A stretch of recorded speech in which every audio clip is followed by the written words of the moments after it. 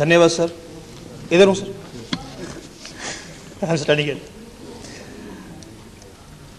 Sir आपका मैं बहुत धन्यवादी हूँ कि इस इम्पोर्टेंट बिल के ऊपर बोलने का मुझे मौका मिला है। माननीय फाइनेंस मंत्री से मैं एक दो बातें और शेयर करूंगा कि एक टैक्स पेयर के मन में एक कन्फ्यूजन है। जब आप पिछली बार फाइनेंस मिनिस्टर थे तो आपने एक बीडीएस स्कीम लाई थी, तो लोगों ने वॉलंटरी डिस्क्लोजर के अंतर्गत इतना टैक्स दिया कि सरकार ने माना कि बहुत अच्छा ये कदम था और टैक्स बहुत मिला। लेकिन उसके बाद क्या हुआ? अमृतसर से कई लोगों ने मुझे शिकायत की कि जिन लोगों ने टैक्स दिया उनके ऊपर फिर इनकम टैक्स के जो ऑफिसर्स हैं उन्होंने दोबारा इंक्वायरी शुरू कर दी है कि ये पैसा आपसे कहाँ आया, कहाँ से आया, सोना कहाँ से आया। तो मैंने आपको पत्र भी लिखा था, उन लोगों ने जिन्होंने शिकायत की मैंने पत्र भी लिखा, लेकिन शायद उसका फिर वो गोल मोल जवाब आपने दिया कि हमने ऐसा नहीं किया, वैसा नहीं किया। दूसरा कन्फ्यूजन तब पैदा हुआ जब बैट लगा।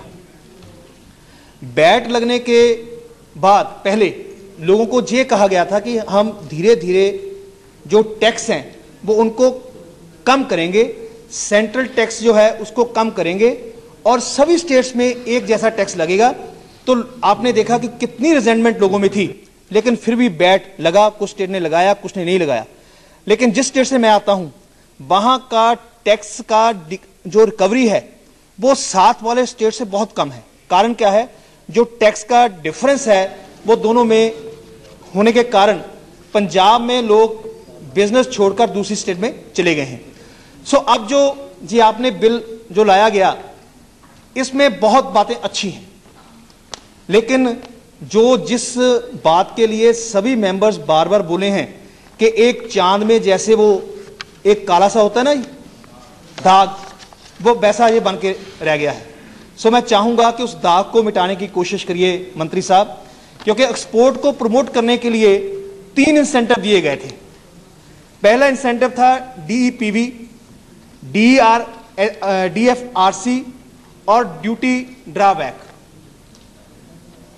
पिछले 5-6 साल से एक्सपोर्टर्स ने मेहनत की, एम्प्लॉयमेंट दिया, फॉरेन एक्सचेंज आई और टैक्स इंसेंटिव के कारण लोगों ने बहुत जोर से काम किया और देश का नाम ऊंचा किया। लेकिन 2000 के करीब शायद ब्यूरोक्रेट्स को लगा कि इतना पैसा इकट्ठा हो रहा है, क्यों ना इन इंसेंटिव के ऊपर टैक्स लगा दिया जाए। तो ये जब सोच चली तो आपके जो इनकम टैक्स डिपार्टमेंट के ट्रिब्यूनल थे या कोर्ट्स थे, उन्होंने भी इस बात को शायद टैक्स लिया जाए ऐसा कुछ कहा।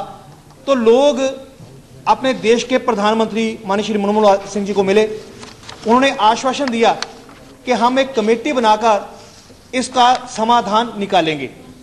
तो शायद वो एक कमेटी डॉक्टर रंगराजन की चेयरमैनशिप के तहत बनी और उसके बाद एक ऑर्डिनेंस आया। जो बातें ऑर्डिनेंस में नहीं है वो बिल में है।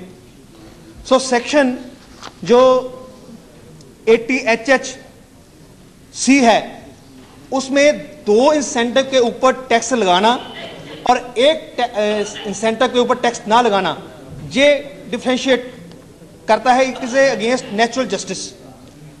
सो अगर उन लोगों को मालूम होता कि हमें डीईपी और डीएफआरसी के ऊपर इंसेंटिव टैक्स लगना है तो वो तीसरी ऑप्शन अडॉप्ट करते।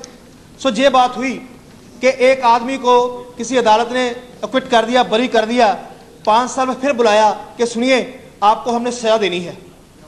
वो आदमी जो बरी होने के बाद अपने काम में लग गया, अपने बच्चों को सेटल करने लग गया, बिजनेस में लग गया, खेती बाड़ी में लग गया, अब उसको फिर कहा जाए कि आपको सजा करनी है तो उसका हाल क्या होगा।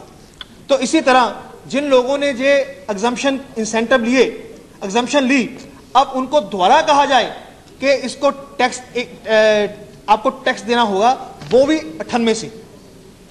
सो ये एक बहुत बड़ा अन्याय है। तो मैं आप से निवेदन करूंगा मंत्री जी कि आप उन लोगों को बुलाए, उनकी बात सुने और सारे सदन ने जो आपके पीछे बैठे इन्होंने भी यही बात कही है कि इस बात को जरूर सोचे। मैं समझता हूं कि जब आप अपना जवाब देंगे तो कम से कम कुछ ना कुछ रिलीफ जो स्मॉल स्केल इंडस्ट्री है उसको, या इसकी लिमिट बढ़ाने को, या ये बात कहकर कि जो बिल में ये बात कही गई है कि रेट्रोस्पेक्टिवली इसको रिकवर किया जाएगा, उसको ड्रॉप करके आप आज से जिस दिन बिल लागू हुआ उस दिन से रिकवर करेंगे। मेरा ख्याल कि स्मॉल स्केल इंडस्ट्री को बहुत बड़ी राहत जो है वो मिलेगी।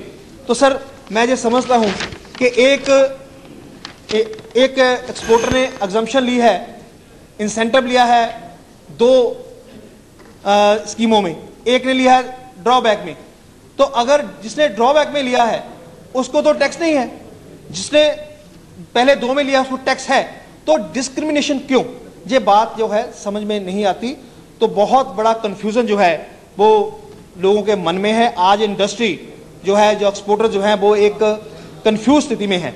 सो ऐसा ना हो कि आप कुछ अच्छी बातें करें और साथ में ये ऐसी बातें भी आ जाएं, इससे जो सरकार की विश्वास होता है उसको बहुत बड़ी ठेस पहुंचती है। मैं समझता हूं माननीय डिप्टी स्पीकर साहब ने भी आपको हिंट दिया है, हम चिंतित हैं, हमसे लोग रोज मिलते हैं, अपना दुख रोते हैं, तो आप भी उस दुख को समझोगे और अच्छा निर्णय इस सदन में आज लेंगे। बहुत बहुत धन्यवाद।